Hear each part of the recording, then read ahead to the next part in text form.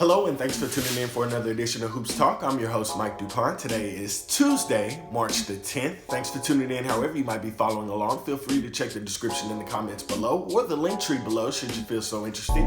As always, let's just dive right in. It was over 22 seasons ago in 1998. There were a little over 1 million people in the city of San Antonio when the Spurs began their first ever, when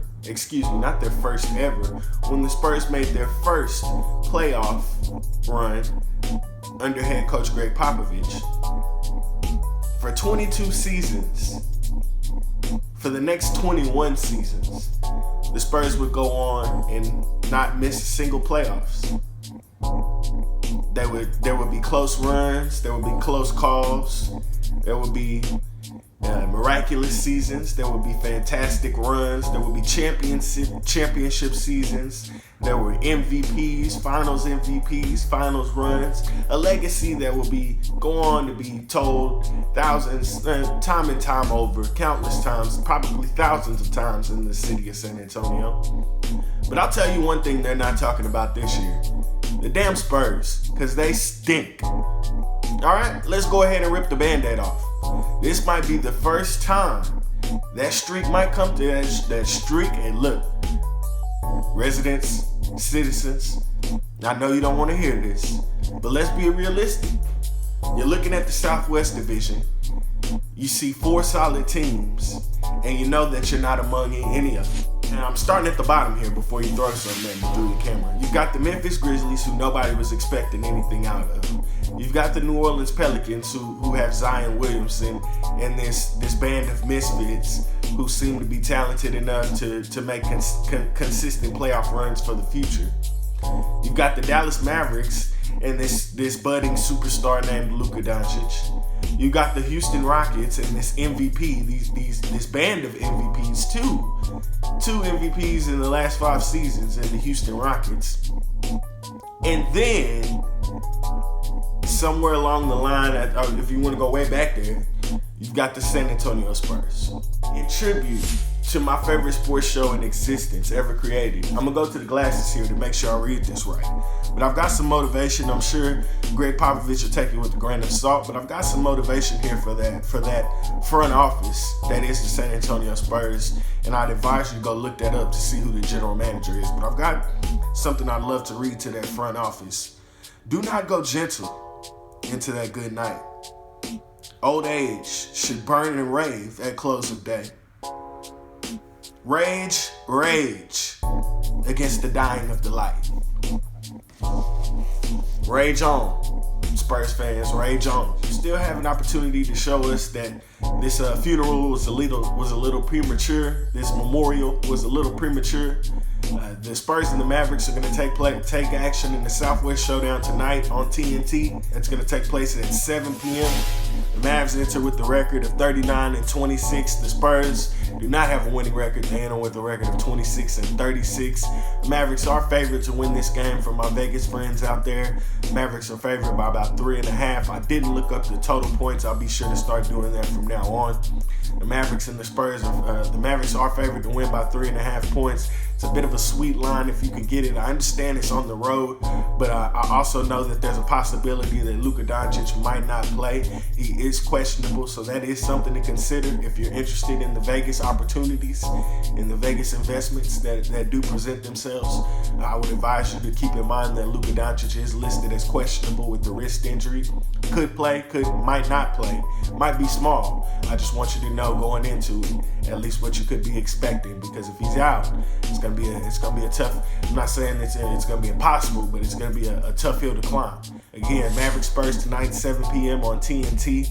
The month of March. Let me tell you about this kid, Luka Doncic. The March of Doncic, the March of Luka, if you will. 27 points per game. We're going to the glasses again, excuse me. 27.5 points. I just enjoy saying that way more than I should. Call me a PTI, intern in training.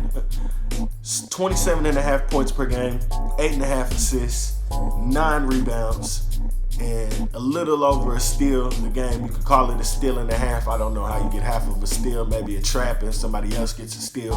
But we'll call it what it is, 1.5 steals per game in the month of March. Luka Doncic on a tear. And it looks like, what's scary is it only looks like he could continue to keep getting better, which is scary to wonder what his potential, where his potential could go. It's frightening. We've got a doubleheader on TNT tonight. The second half of that game scheduled to tip off at 9:30. I always mention if the first game runs late, the second game's going to start late. I don't even think the first game's going to tip off at 7. You know, Shaq and Chuck and Kenny and those guys love to go on and on. That first game will probably tip off closer to 7:15. And I bet this second game's going to tip off a little bit closer to 9:45. The schedule for a 9:30 tip off, Clippers versus the Warriors. Again, the Los Angeles Clippers versus the Golden State Warriors. That game is scheduled to take place, I believe, in San Francisco. Again, the Golden State Warriors taking on the Los Angeles Clippers. The Clippers are favored to win, obviously, although the Warriors do have I was about to call him Golden Steph. I don't know why that's not fitting. That might be a fitting nickname for him, Golden Steph Curry. Golden Steph Curry will be back. He has been back the last few games, so he is in the lineup, although the Clippers are favored to win and should be favored to win, understandably so. There's no Klay Thompson. We don't know which Draymond Green we're going to get. Who knows what the rest of what the rest of the lineups are gonna do. Although I will be following Andrew Wiggins very closely tonight. That'll be my one locked in matchup. I'll be locked in on Andrew Wiggins when that second game starts. I'm really interested to see what he can provide for this team moving forward for this specific reason. And I'll ask you out there in the audience, I'd love to hear back from you, whatever outlet you might be following along. Over under on the Warriors wins next season at 69. Would you take the over or the under? The Golden State Warriors winning 69 games next season. And before you decide, let me fill out this hypothetical for you. You have a fully healthy team. That's all I'm going to give you. We're not talking about potential trades, although they're in position right now to have a lottery pick. They do have a top tradable asset in Andrew Wiggins, although they could hold on to him, which is why I'm going to be following him very closely tonight. But we're not going to put those we're not going to factor those in, and you can if you like, but I'm not factoring them in. Over under 69 wins, fully healthy team, fully healthy Steph, fully healthy Klay, Draymond back in his supportive role. Over under 69 wins for the Warriors next year. I'm going to take the over. I think the Warriors are pissed off right now. I think the Warriors are pissed off that we took a year, and when I say pissed off, I think that I think that they feel forgotten. I think they feel forgotten. I think they feel that maybe we have anointed some other teams very quickly. We've moved on in that Pacific Division. If you go look at that Pacific Division, you'll see those teams that I'm mentioning. There's some other teams in that division that we've anointed as a long-term, maybe a future dynasty, maybe a current dynasty. Maybe dynasty is too broad of a term, but there are some other teams that we've gone ahead and passed that crown on to as if the Golden State Warriors do not exist anymore. A little prematurely. So I think they're going to come back with a little fire next season.